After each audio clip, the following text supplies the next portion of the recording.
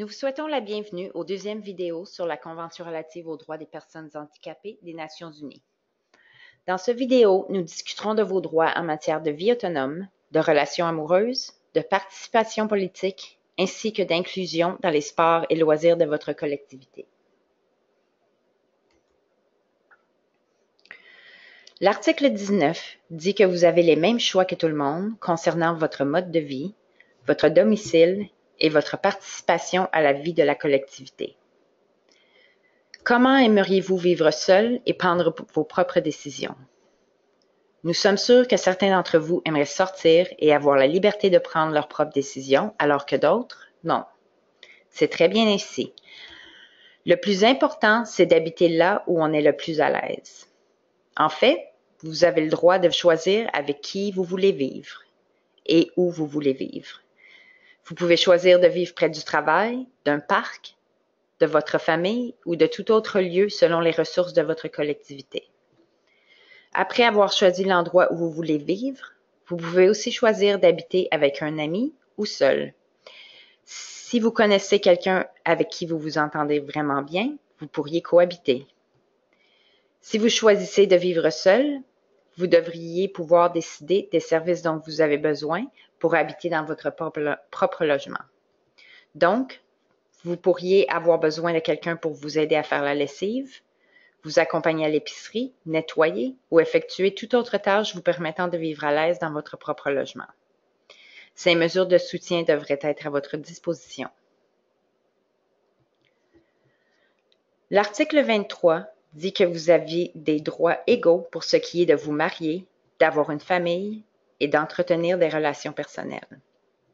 Si vous avez une ou un ami de cœur et que vous souhaitez passer le reste de votre vie avec la personne, vous avez le droit de vous marier et d'avoir des enfants si tel est votre choix.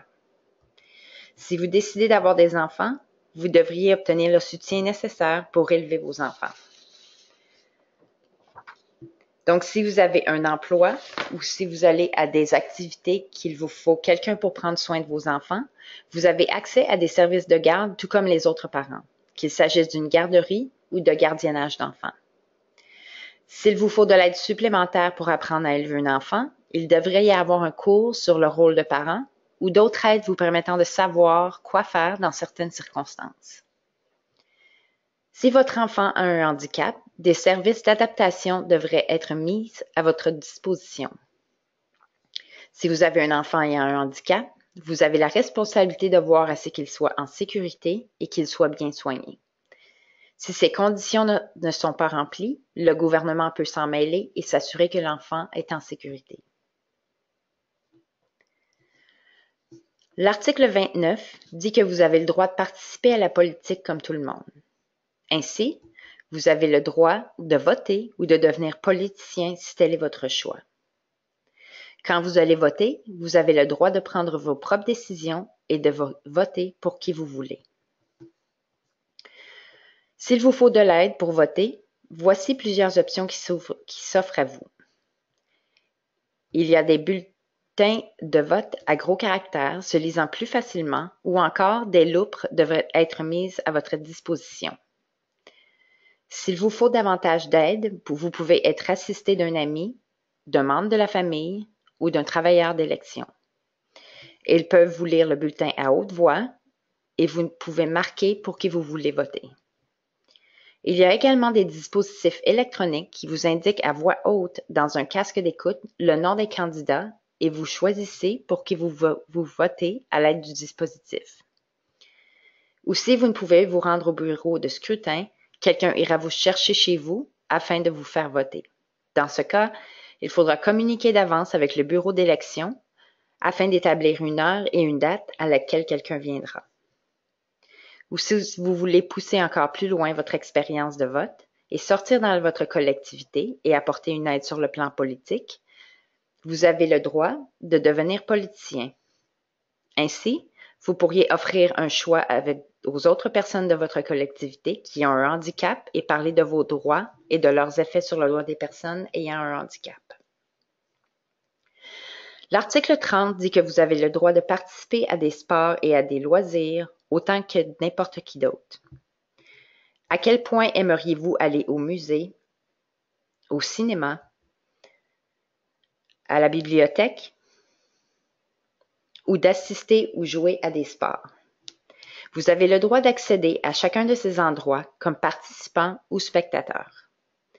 Vous devriez donc avoir la possibilité de faire des visites guidées, des musées, d'avoir des sièges qui répondent à vos besoins au cinéma, des livres vous permettant d'écouter et de lire seul à la bibliothèque et d'aller à des activités sportives et de profiter pleinement de l'expérience.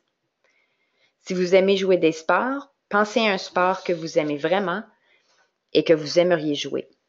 Ce pourrait être le basketball, le soccer, le softball, le baseball, les quilles et bien d'autres choses. Quel que soit le sport que vous choisissez, vous devriez pouvoir jouer avec tout le monde dans la collectivité. Nous vous remercions d'avoir regardé la vidéo et espérons que vous comprenez mieux vos droits concernant la vie autonome et l'inclusion dans votre collectivité, les relations amoureuses, la participation politique, ainsi que l'inclusion dans les sports et les loisirs de votre collectivité. Veuillez écouter le 3e vidéo pour mieux vous renseigner sur la Convention des Nations unies et vos droits. Par ailleurs, si vous n'avez pas regardé le premier vidéo qui traite de la Convention des Nations unies, nous vous encourageons à la visionner également.